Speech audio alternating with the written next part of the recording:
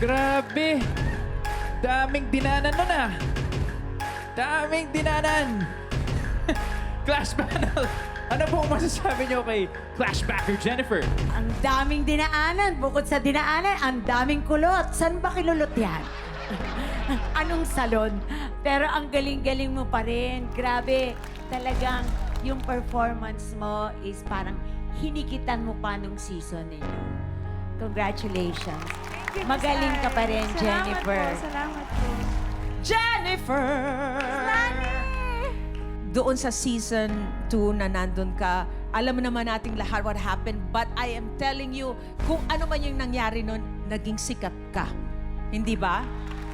Na-trending ka nun, at ang isa mo na talent na naaalala ko, na ikaw talaga ang mismo na gustong mag-arrange ng kanta, hindi ba?